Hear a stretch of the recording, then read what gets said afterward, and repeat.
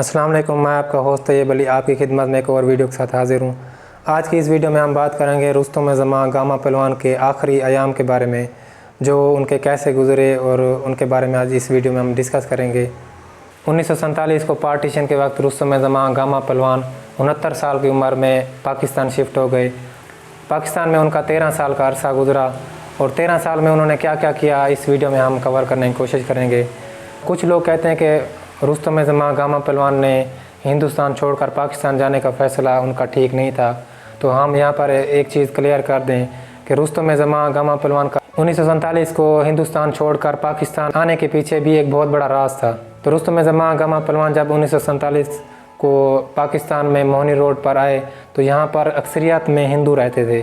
तो जब यहाँ के मकामी लोगों ने हिंदुओं को मारने की कोशिश की तो रुस्तम ज़मां उनके सामने आईनी दीवार बनकर ठहर गए और सैकड़ों हिंदुओं की जान बचाकर उनको खाना और राशन देकर सही सलामत उनको बॉर्डर पर छोड़ा।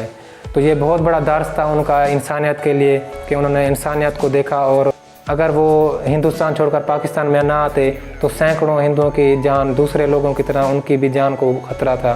तो अल्लाह पाक ने उनके ज़रिए सैकड़ों हिंदुओं को उनके हाथों से बचवाया। रुस्तम ज़मां गामा पहलवान को पाकिस्तानी गवर्नमेंट की तरफ से कुछ ज़मीन अलाट की गई थी और मंथली उनको पेंशन भी मुहैया की जाती थी, और जब वो आखिरी उम्र में बीमार हुए थे तो उनका इलाज भी फ्री किया जाता था।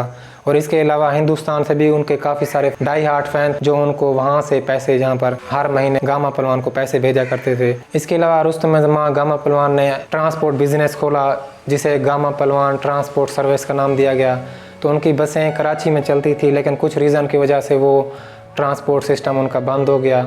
रुस्तम ज़मां गामा पहलवान 1952 के बाद कुश्ती से रिटायर हो गए थे। रुस्तम ज़मां गामा पहलवान के 5 बेटे थे और 4 बेटियां थी, लेकिन पाँचों के पाँचों बेटे ही अल्लाह ताला को प्यारे हो गए। उनका आखिरी बेटा जलालुद्दीन 13 साल की उम्र में 1945 को वफ़ात पा गया।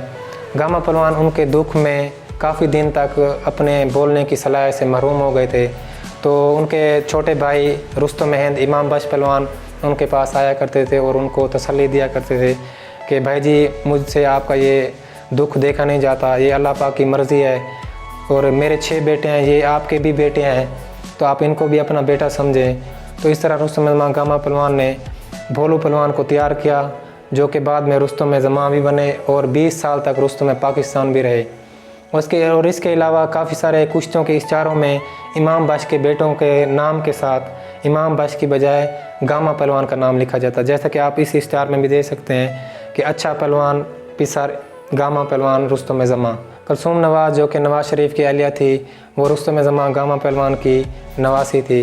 रुस्तम ज़मां गामा पहलवान 23 मई 1960 को इस दुनिया फ़ानी से चले गए थे और उस वक्त उनकी उम्र 82 साल थी, लेकिन इंटरनेशनल राइटरों के मुताबिक उनकी उम्र 80 साल थी, लेकिन मकामी जो लोकल राइटर थे उनके मुताबिक उनकी उम्र 82 साल थी।